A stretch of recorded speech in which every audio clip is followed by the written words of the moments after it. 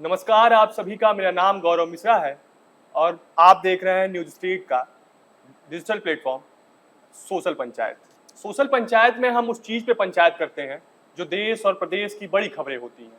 हम पंचायत इसलिए करते हैं ताकि उन मुद्दों से देश और प्रदेश की जनता का सीधे सरोकार होता है। सरोकार इसलिए होता है क्योंकि देश में घटित या प्रदेश में घटित कोई भी घटना होती है जिससे हमारे देश और प्रदेश के लोगों को परेशानियों का सामना करना पड़ता है। चीज़ें उनके पक्ष में होती हैं या पक्ष में नहीं होती हैं, इन चीज़ों पे हम चर्चा करते हैं। आज हमारे देश को आज़ाद हुए 78 साल हो गए। 78 साल हो गए तो आज हमारे प्रधानमंत्री ने जब लाल किले की प्राचीर से भाषण दे रहे थे तो उनका आज भारतीय इतिहास में सबसे बड़ा भाषण रहा। कुल 98 मिनट के भाषण में उन्होंने भारत की उन चीज़ों पे बात की जिन चीज़ों पे आज तक शायद प्रधानमंत्रियों ने बात करने से गुरेज की थी। उन चीज़ों पे बात की जिसकी बात होनी चाहिए थी।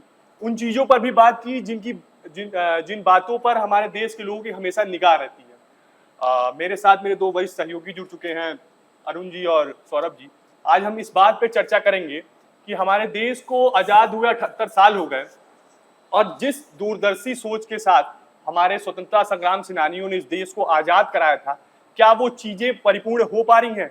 क्या वो चीज़ें, उस सोच को हम आगे बढ़ा पा रहे हैं? तो ऐसी तमाम आपके सवालों के साथ आज हम इस बात पे चर्चा करेंगे। तो लाल किले के प्राचीर से देश की जनता को संबोधित कर रहे थे तो उनका पूरा फोकस महिला सशक्तिकरण को लेकर था। किसान, नौजवान, गरीब, मजदूर को सशक्त करने का था। तो इन्हीं बातों पे हम चर्चा करने के लिए अपने सहयोगियों से चर्चा करेंगे। तो आज जो प्रधानमंत्री जी ने लाल किले की प्राचीर से जब भाषण दे रहे थे तो उनका सारा फोकस 2047 तक भारत को सशक्त करने को था। तो इसको आप कैसे लेते हैं? देखिए, पीएम मोदी जिस आज 11वीं बार उन्होंने तिरंगा फहराया लाल किले पर, और जिस दिन वो पहली प्रधानमंत्री बनकर पहुंचे संसद भवन में, उसी दिन से प्रधानमंत्री की ये सोच रही है कि 2047 तक भारत विकसित भारत बन जाए और ये अपने दम पर खड़ा हो, हर फैसले ले सके। और उन्होंने इस तरीके के फैसले भी अपने करके भी दिखाया, चाहे वो कश्मीर का हो, आर्टिकल 370 रिमूव करने की बात हो, चाहे 3 तलाक जैसे मामले हों। इन सब मामलों में ऐसा फैसला ले करके देश को एक मजबूती से साथ प्रेजेंट किया। और आज के भाषण में भी उन्होंने इन सही बातों को जोर दिया। उन्होंने कोलकाता रेप केस पर बोला, उन्होंने बांग्लादेश में हो रही हिंसा बोला। इसके साथ ही ऐसे जो महिला अपराध बहुत ज़्यादा बढ़े, कन्नौज, अयोध्या, इन सब मामलों को भी लेकर के उन्होंने समरी करते हुए बिना किसी का नाम लिए ये चीज़ बोला कि इसकी ज़रूरत है कि इसी पर सख्त होना पड़ेगा। और ममता सरकार का नाम नहीं लिया, लेकिन उन्होंने बोला कि जो भी ये राक्षसी प्रवृत्ति के लोग हैं इन पर अंकुश लगाने के लिए सरकार को कुछ ना कुछ करना पड़ेगा। दूसरी बात उन्होंने बोली कि पहले हम 40 करोड़ थे और उस 40 करोड़ की जनता ने उस महासत्ता को उखाड़ फेंका जो दुनिया की सबसे बड़ी सत्ता मानी जाती थी, और आज हम 140 करोड़ लोग हैं और हमें आज ऐसे ही कुछ जो ऐसी बुराइयां हैं इस देश में उसको ख़त्म करके और 2047 तक हमें विकसित भारत बनाना ही होगा। इसमें 2047 की जो आपने बात की, प्रधानमंत्री के जो संबोधन में, भाषण में हमने देखा, पिछले कुछ भाषणों से वो लगातार इसकी बात करते आ रहे हैं। 2047 तक विकसित भारत जो है सपना देख रहे हैं। तो एक हिसाब से इस भाषण में मुझे ऐसा लगा कि रोड मैप भी है और जो प्रेजेंट सिचुएशंस हैं उन पर भी उनका कहीं ना कहीं कमेंट आया और कड़ा संदेश उन्होंने लाल किले की प्राचीर से दिया। आपने बात की बांग्लादेश के मुद्दे पर भी उन्होंने बात की, कड़ा संदेश दिया। उन्होंने शेख हसीना का जिक्र तो नहीं किया, लेकिन उन्होंने ये भी कहा कि हालात पर जो है पूरी तरह से नजर है और शांति से किसी भी तरह से समझौता नहीं होना चाहिए। इसे एक कड़े संदेश की तरह तौर पर देख सकते हैं। मैं जब प्रधानमंत्री आज लाल किला से अपनी भाषण दे रहे थे तो आपने देखा हो कि उन्होंने बार बार, मुझे लगता है एवरेज अगर हम निकाले तो हर 1.5 मिनट या 2 मिनट के बाद उन्होंने महिलाओं को लेकर बिल्कुल बात कही। क्योंकि ये मुद्दा अभी जब प्रधानमंत्री कहते हैं कि हमने 10 करोड़ महिलाओं को आर्थिक सशक्त किया है, 1 करोड़ महिलाओं को लखपति दीदी बनाया है, महिलाओं के स्थिति को लगातार सुधारने के लिए हमारी सरकार प्रतिबद्ध है, लेकिन फिर मैं उसी सवाल पे आ जाऊंगा कि इतना सारा कुछ करने के बाद, इतनी कानून बनाने के बाद, इतनी चीजों को संवारने के बाद, सहेजने के बाद, आज फिर हमारा देश उसी तिराहे पे खड़ा है, उसी चौराहे पे खड़ा है कि आज भी महिलाओं की स्थिति हमारे देश में चिंताजनक की स्थिति में है। तो आखिर में मैं तो इस शो के माध्यम से पूछना ही चाहूंगा प्रधानमंत्री से कि इतने रिफॉर्म्स हो रहे हैं, इतनी कानून में बदलाव आ रहे हैं, चीजें इतनी बदल रही हैं, पहले से और कानून को कॉम्प्लेक्स किया जा रहा है, सारी चीजें सुधारने के प्रयास में है, लेकिन फिर भी स्थिति सुधरने का नाम क्यों नहीं ले रही है? लोग सुधर क्यों नहीं रहे हैं? क्या हमारे न्याय व्यवस्था में, हमारे कानून व्यवस्था में कहीं ना कहीं किसी प्रकार की कमी रह जा रही है, या फिर हम उन दरिंदे देखिए हैं, या यहाँ पे फिर जो हाँ जो बिल्कुल अपराधी प्रवृत्ति के लोग हैं, हम उनको मैसेज नहीं दे पा रहे हैं कि अगर तुम इस प्रकार का कुकृत्य करोगे समाज में तो तुम्हें किस प्रकार की सजा का प्रावधान है। यही चीजें हैं। मैसेज आज की भी बात तो प्रधानमंत्री नरेंद्र मोदी ने हमें भी की है आजाद उसमें हुए अपने भले बताया। 78 साल हो गए हैं। हम यहाँ पे हमें देखना होगा कि प्रधानमंत्री ने इस बात का जिक्र किया बिल्कुल। कि अगर जब से उनकी सरकार आई है, जब से मोदी सरकार आई है, तब से आप ये देख रहे हैं कि चाहे वो निर्भया केस में आरोपियों को फांसी हुई और उसमें एक सख्त संदेश दिया जा रहा है। योगी सरकार यूपी में आप देख रहे हैं कि महिलाओं पे हो रहे अपराधों को लेकर के इतनी सख्त है कि आज यूपी की जो एक्यूरेसी है विस्तारण में 98.6 है। तो कहीं ना कहीं पिछले 8-10 सालों में यही आज मोदी भी यही चीज बोल रहे थे कि हाँ, पहले से तो अब सुधर रहा है और लोगों को सख्त संदेश भी मिल रहा है। और उम्मीद इसीलिए उन्होंने 2047 तक का अपना एक विजन रखा है कि तब तक ऐसा मामला, ऐसी स्थिति में हम आ जाएंगे कि ऐसी छोटी मोटी घटनाएं, ऐसी सोच के लोगों को खत्म करने के लिए फिर से एकजुट होने की अपील आज प्रधानमंत्री ने लाल किले की प्राचीर से किया है। बिल्कुल, इसमें एक ये पॉइंट भी आ जाता है कि प्रधानमंत्री नरेंद्र मोदी ने महिलाओं के खिलाफ जो अपराध हो रहे हैं उनको उनकी जो पनिशमेंट्स है उनको पब्लिसाइज करने की भी बात की कि बताया जाए कि अगर इस तरह का कोई जघन्य अपराध करता है तो उसके लिए सख्त से सख्त प्रावधान में सजा भी है और तुरंत जो है मामलों का निस्तारण भी जो है प्रधानमंत्री मोदी की स्पीच में हमने देखा है कि उन्होंने किस तरह से ये संदेश दिया है। अब रही बात कोलकाता रेप कांड की, तो वो बहुत सही बात है, बहुत जघन्य अपराध है, उसमें ओनस सेंटर के साथ साथ स्टेट गवर्नमेंट पे भी आ जाता है। और बिल्कुल यहाँ पे बिल्कुल उन्हें एक चीज ध्यान देना होगा कि आज जब पीएम मोदी ने कोलकाता रेप केस को डायरेक्टली बता रहे थे और जब उन्होंने कहा कि ऐसे आपराधिक मामलों पे एकदम सख्त होना चाहिए, तो कहीं ना कहीं वो ममता सरकार से ये कहने की कोशिश कर रहे थे कि आप देखिए कि उत्तर प्रदेश सरकार जो है ऐसे मामलों जितने सख्ती से एक्शन करती है, चाहे अयोध्या मामला देखिए, आप हाथरस वाला मामला देखिए, बदायूं मामला देखिए, हर मामले में इतना फास्ट एक्शन हुआ कि उससे कहीं ना कहीं अपराधियों में मैसेज गया। और आज उत्तर प्रदेश से बंगाल को सीखने की जरूरत है और ये प्रधानमंत्री की स्पीच में कहीं ना कहीं साफ इशारा उनका साफ जाहिर था। देखिए, मैं फिर उन चीज़ों पे जाना चाहूँगा जिस चीज़ की आप बात कर रहे थे। आप पिछले 1 साल का जो ये रेप केस या जो महिला उत्पीड़न को लेके जो भी मामले सामने आ रहे हैं, आप एक चीज़ देखिए कि जो भी इस प्रकार के मामले आ रहे हैं उसमें पॉलिटिकल लोग ज़्यादा इन्वॉल्वमेंट दिख रहा है। आप संदेश खाली की बात देख लीजिए, आप यूपी कन्नौज वाला मामला देख लीजिए, यूपी अयोध्या का मामला देख लीजिए। तो इन चीज़ें जो ऐसे निकल के सामने उसमें पॉलिटिकल इन्वॉल्वमेंट की बातें आ रही हैं। अभी जो तत्काल घटना घटी है वो डॉक्टर वाले आरजीकर मेडिकल कॉलेज वाली, उसमें देखिए अपराधी कितना बेखौफ है कि उसने वो ये तक कह रहा है कि मुझे अफसोस ही नहीं है कि मैंने क्या कुछ करा है। बिल्कुल तो कहीं ना कहीं सरकार वो मैसेज नहीं दे पा रही अपराधियों को। नहीं यहाँ पे गौरव एक चीज समझना होगा कि कहीं ना कहीं ये सरकार के कड़े कानूनों का ही रुख है कि आज ये ऐसे ज्यादा से ज्यादा केस फाइल होने का मतलब ये होता है कि कहीं ना कहीं महिलाएं जो वो समझ रही हैं कि उनके साथ क्या अपराध हो रहा है। अगर पहले केस कम दर्ज हो रहे थे, इसका मतलब था कि महिलाएं अपने साथ हो रहे अपराधों से अनजान थी या उन्हें डर था कि अपराधियों पर एक्शन नहीं होगा। आज उनको ये भरोसा दिलाने में शायद मोदी सरकार कामयाब हो रही है कि आरोपी छोड़े नहीं जाएंगे, उन पर एक्शन होगा। इसलिए आज कहीं ना कहीं मामले बढ़े हैं। आप 2023 में देखिए, एनसीआरबी की रिपोर्ट है जिसमें कि 31,000 मामले दर्ज हुए रेप के, तो मामले बढ़े हैं। इससे साफ जाहिर होता है कि कहीं ना कहीं उनका जागरूकता फैली है महिलाओं के अंदर और ये महिला अपराधों को लेकर के उनको पता चला कि हाँ, अब उनके साथ न्याय होगा। इसमें मामले दर्ज होना एक अलग चीज़ है, लेकिन उन मामलों का निस्तारण भी बहुत ज़रूरी हो जाता है, क्योंकि ठीक है जागरूकता बढ़ी है, महिलाएं जो हैं, जो पहले अनडिटेक्टेड केसेस चले जाते थे, जो हाँ। डिटेक्ट नहीं होते थे, दर्ज नहीं होते थे, पब्लिक डोमेन में नहीं आते थे, अब वो ज़्यादा तौर पर आ रहे हैं, चाहे वो वर्क प्लेस के मामले में हो, चाहे किसी भी तौर पर। लेकिन ये भी ज़रूरी है, ये प्रशासन की तरफ से ध्यान दिया जाना चाहिए इस मामले पे कि ठीक है, मैसेज देना एक अलग बात है, लेकिन आप उन मामलों का निपटारा करें। ये देखें कि जिसने भी ये ऐसे जघन्य अपराध को जो भी अंजाम देता है, उन पर सख्त से सख्त कार्रवाई भी बहुत ज़रूरी हो जाती है।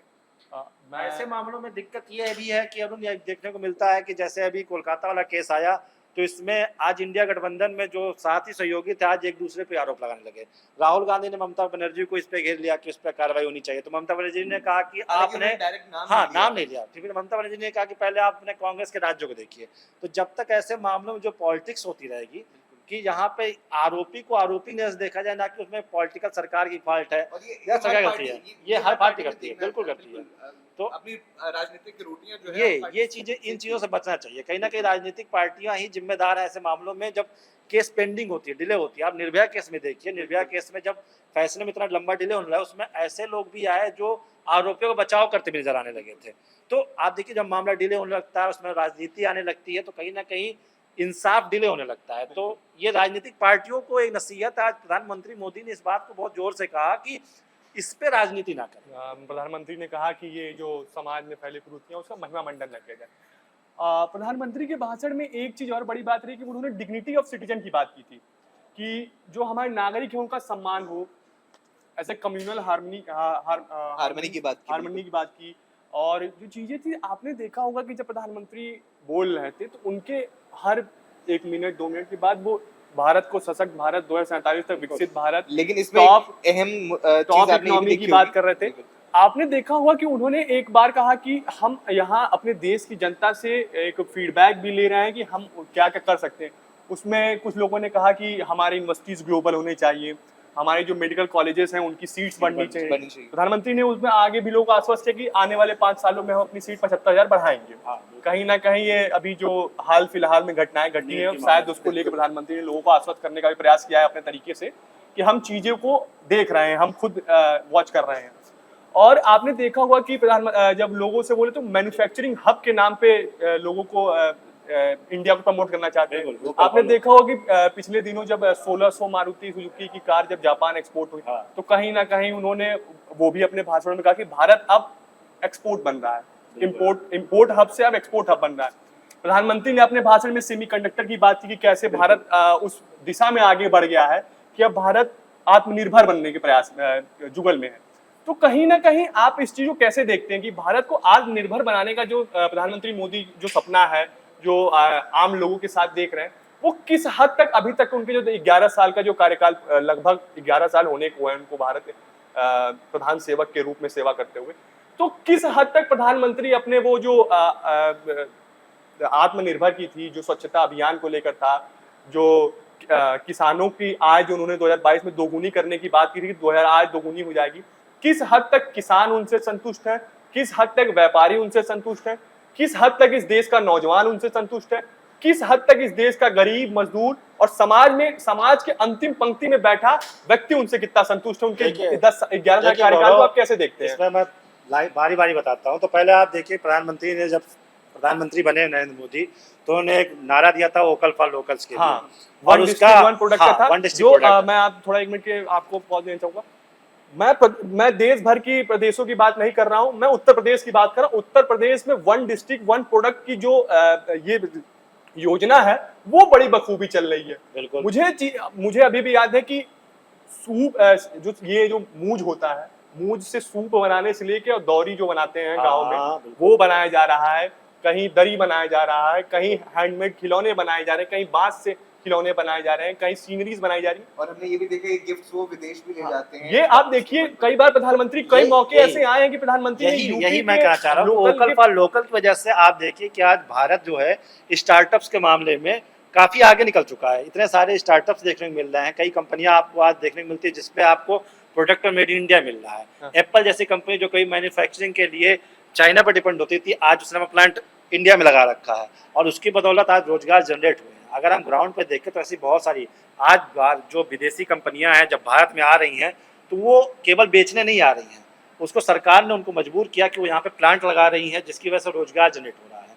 तो कहीं ना कहीं एक बहुत दूर का सोच है प्रधानमंत्री का, जो कहीं ना कहीं हकीकत होते दिख रहा है। अगर आप ग्राउंड लेवल पर देखें तो काफ़ी प्राइवेट सेक्टर्स में कई कंपनियां नई खुल रही हैं और कई प्रतिष्ठित कंपनियां भी इस देश में आ रही हैं और जो रोजगार जनरेट कर रही हैं। वोकल फॉर लोकल का आपने एग्जाम्पल दिया, तो आप देखिए कि उत्तर प्रदेश में ही क्यों बेहतर चल रही है, आखिर बाकी राज्य इस पर क्यों नहीं कर रहे। तो कहीं ना कहीं यहाँ पे भी राजनीति आ जाती है। दूसरे राज्यों में जहाँ पे गैर बीजेपी राज्य हैं, वहाँ पर वो लोग इसको प्रमोट नहीं कर रहे हैं, उनको लग रहा है कि ये बीजेपी का विजन है। लेकिन कहीं ना कहीं इससे आम आदमी को, एक जो कहते हैं कि गाँव में पेड़ के नीचे बैठा इंसान है ना, उसको भी इससे फायदा होता है कि वो अपनी प्रतिभा को समझता है, उसके गाँव में क्या ऐसी चीज़ है जो दुनिया में जा सकती है, दुनिया उसको खरीदेगी, लेकिन उसको उस चीज़ का पता नहीं है। इस चीज़ को जानकारी देने के लिए आज उत्तर प्रदेश काफ़ी आगे जा चुका है। लेकिन बाकी जो गैर बीजेपी राज्य हैं वहाँ पे इस पे राजनीति है और शायद इस तरीके से नहीं बढ़ पा रहा जैसा बढ़ना चाहिए। इसके साथ ही जहाँ आपने जिस तरह से जिक्र किया कि बहुत सारे फील्ड्स में काम हो भी रहा है, और मुझे लग रहा है कि एक तरह से जो प्रधानमंत्री की ओर से रोड मैप दिया गया है 2047 का, जो काम नहीं हुए हैं, जैसे कि हमने बात की, अभी आपने जिक्र किया किसानों की आय दोगुनी करना, या रोजगार के मुद्दे पर हमेशा विपक्ष के निशाने पर रहती है मोदी सरकार। तो हाँ, इन क्षेत्रों में अभी काम होना बाकी है, और प्रधानमंत्री की ओर से अपने भाषण में इसका रोड मैप एक तरह से दिया गया कि हाँ, हम इन चीजों पे फोकस करेंगे, और आगे कोशिश यही होगी, ये जो टारगेट्स हैं जो अभी तक जो है अभी तक के कार्यकाल में पूरे नहीं हुए हैं, ये 2047 तक संभवतः जो है पूरे हो जाएंगे। इसी के साथ साथ एक और मैं प्रधानमंत्री मोदी के भाषण में एक जो उन्होंने जिक्र किया यूसीसी का जो है बहुत महत्वपूर्ण जिक्र था, यूनिफॉर्म सिविल कोड का। हाँ। उन्होंने कहा कि जो धर्म के आधार पर जो बांटते हैं कानूनों को, इनको हटाया जाना चाहिए। तो हम ये क्या अंदाजा लगा सकते हैं इससे कि अगला जो कई राज्य हमने देखे जिन्होंने यूसीसी लागू किया, लेकिन क्या अब केंद्र की तरफ से भी इस पर जो है अब अगला जो मुझे लगता है कि ये टारगेट होने वाला है? बिल्कुल बिल्कुल, ये बिल्कुल टारगेट होने वाला है क्योंकि उत्तराखंड सरकार इस पे अमल भी कर उत्तराखंड तो चुकी है और सरकार वहाँ पे अपना- लागू हो चुकी है, और शायद ऐसे मामले में उत्तराखंड सरकार ही जो सबसे पहले इस पे अमल करती है।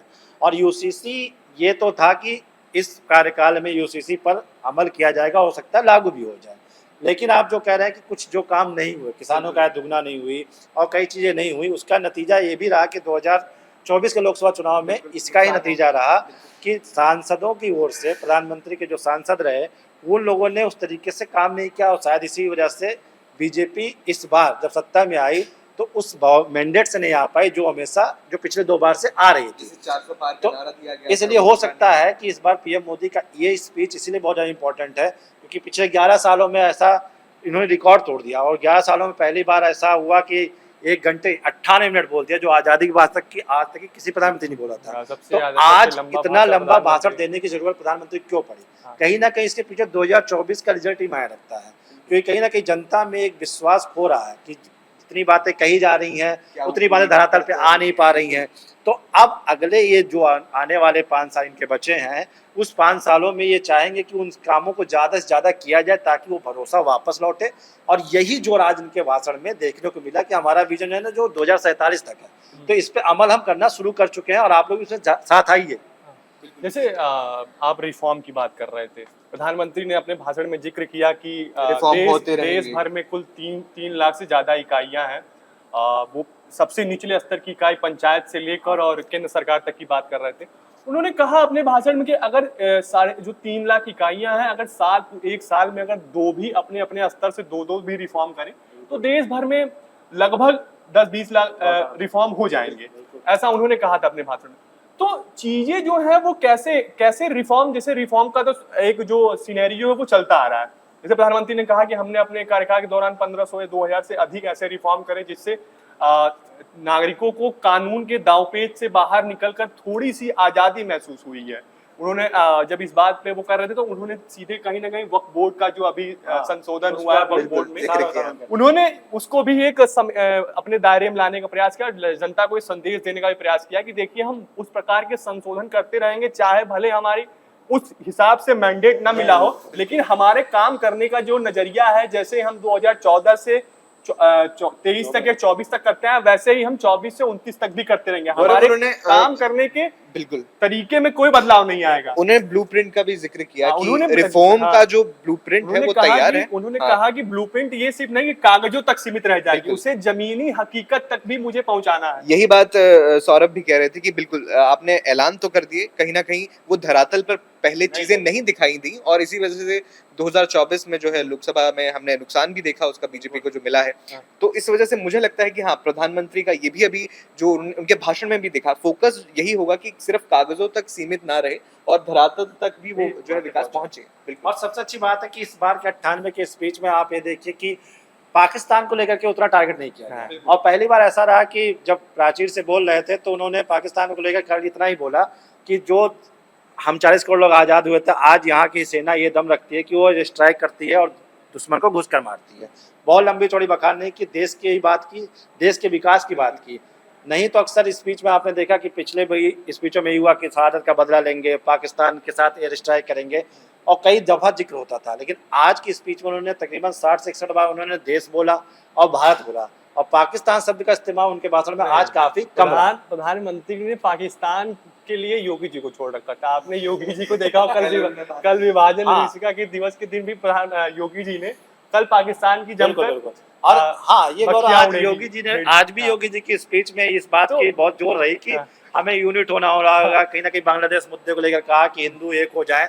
इनडायरेक्टली वो कभी ये नहीं बोलते कि हिंदू एक हो जाए, हाँ। वो देश कह के बोलते हैं एक हो जाए, लेकिन कहीं ना कहीं बांग्लादेश के मुद्दे लेकर के कहीं ना कहीं प्रधानमंत्री और मुख्यमंत्री योगी आदित्यनाथ को इस बात की चिंता है कि हमारे जो हिंदू भाई हैं दूसरे हाँ। देशों में, जब बांग्लादेश हो, पाकिस्तान हो, उन देशों में जहां माइनॉरिटी में है हिंदू, उनकी चिंता है। कहीं ना कहीं बिल्कुल। प्रधानमंत्री को अपने लोगों की चिंता है।